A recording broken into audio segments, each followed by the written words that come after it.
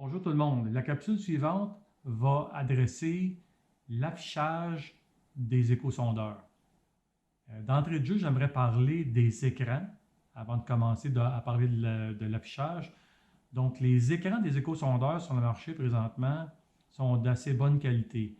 Je ne pense pas que ce soit un facteur clé dans le choix d'un bon échosondeur parce que les nouveaux échosondeurs contiennent beaucoup de pixels et retransmettent ou affichent graphiquement les lectures en temps réel sur l'affichage de façon très fidèle. Donc, vous allez avoir vraiment un beau niveau de détail.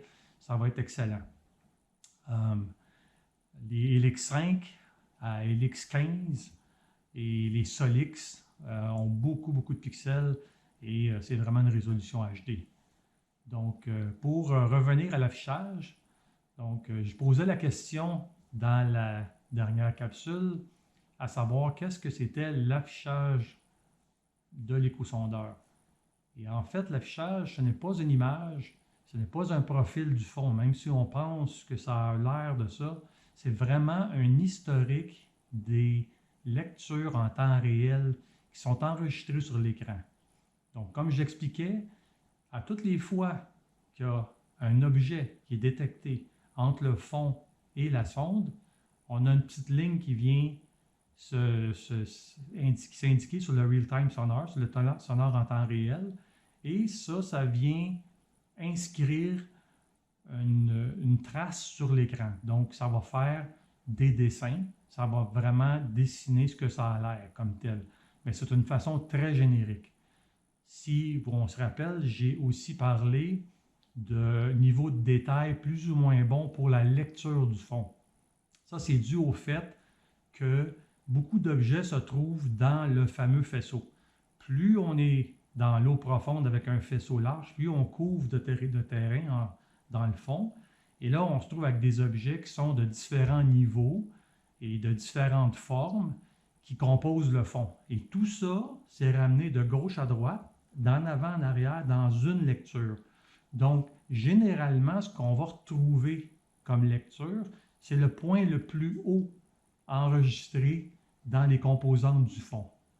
Pour les objets, comme des arbres et tout ça, ben, tant que l'arbre est dans le cône, c'est-à-dire que quand il commence à rentrer dans le cône, il commence à avoir un signal qui revient, mais tant que le bout de l'arbre n'est pas sorti du cône, il continue à faire des lectures. Puis le reste de l'arbre, si on avance, ben, entre dans le cône. Et là, ça fait, je vous le montrerai à l'écran, ça fait un paquet d'informations qui a l'air d'être flou un peu. Alors, il faut vraiment être exercé pour savoir est-ce que c'est un arbre, est-ce que c'est un groupe de poissons qui se tiennent ensemble, est-ce que c'est des paquets d'objets, on ne sait pas trop, mais il faut y avoir l'œil exercé pour être capable de bien comprendre ce que c'est. Par contre, dans les nouvelles technologies, comme le down imaging, qu'on va voir plus tard, ça, c'est vraiment quelque chose qui va nous donner vraiment un niveau de détail, mais pas mal plus précis.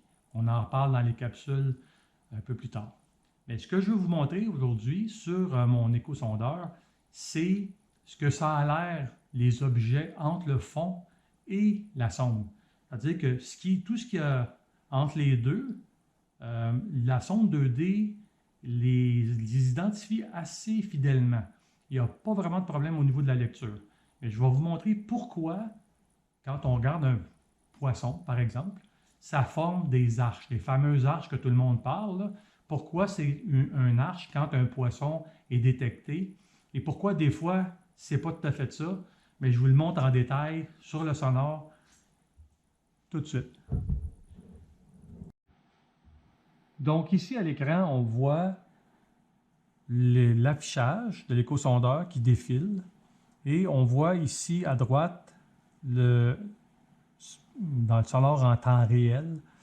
Donc la minute qu'il y a quelque chose qui passe entre la sonde et le fond, on voit que ça vient dessiner au même titre que ça dessinait ici, mais ça dessine quelque chose ici à côté et c'est gardé en historique, donc c'est gardé en mémoire visuelle, donc pour pouvoir faire référence à ce qui s'est passé ici en temps réel. Donc ça, c'est un poisson. Les barres qu'on voit ici, les arches, sont des poissons qui sont passés entre la sonde et le fond. Pourquoi ça fait des arches? Je vous le montre dans quelques instants à l'aide de graphiques. Donc maintenant, on voit ici un exemple de poisson qui est stable dans la colonne d'eau. On a un bateau qui se déplace à 3 km/h approximativement, un poisson à 25 pieds, qui est sa profondeur réelle, mais le sonar le mesure à 27 pieds à cause du vecteur qui est pas en ligne droite. Donc, étant donné que c'est un cône, le vecteur extérieur est plus long que celui du centre. Donc, on mesure à 27 pieds et on voit que sur l'affichage de l'historique de l'écran, la marque sur l'historique commence à 27 pieds. Par la suite, le poisson se déplace vers le centre du faisceau. On a une mesure exacte maintenant de 25 pieds. Donc, l'affichage sur l'historique de l'écran va montrer 25 pieds. Et le poisson, maintenant, va se déplacer à l'autre extrémité du cône pour sortir. Et on se retrouve encore avec un vecteur qui est plus long de 27 pieds. Donc, ça retourne 27 pieds sur l'affichage. Et c'est pourquoi on a une arche parfaite.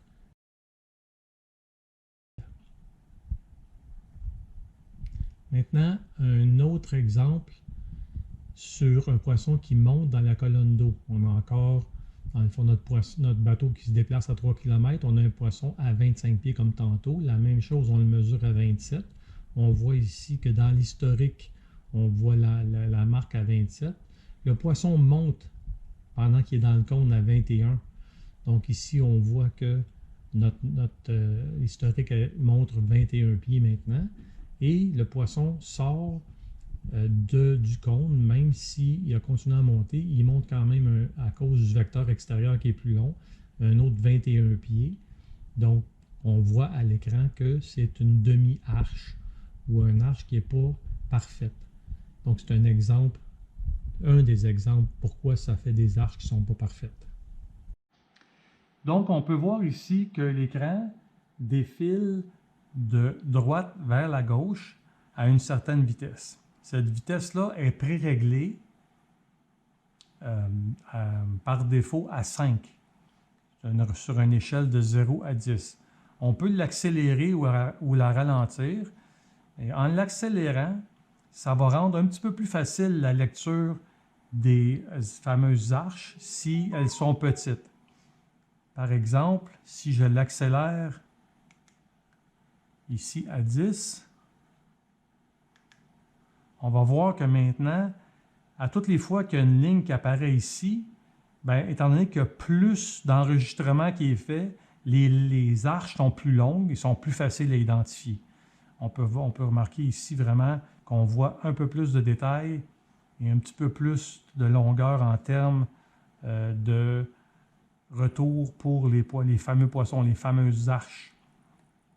Donc, on peut l'accélérer et on peut aussi le ralentir. Ça peut nous aider à identifier les poissons.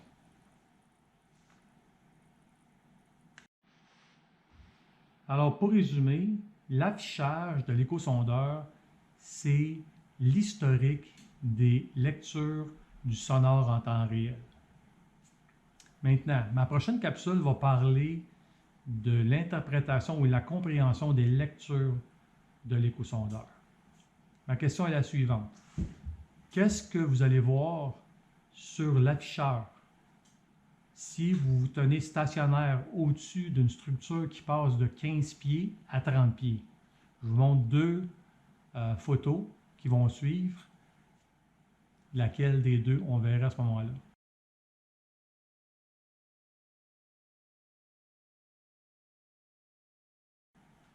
À la prochaine.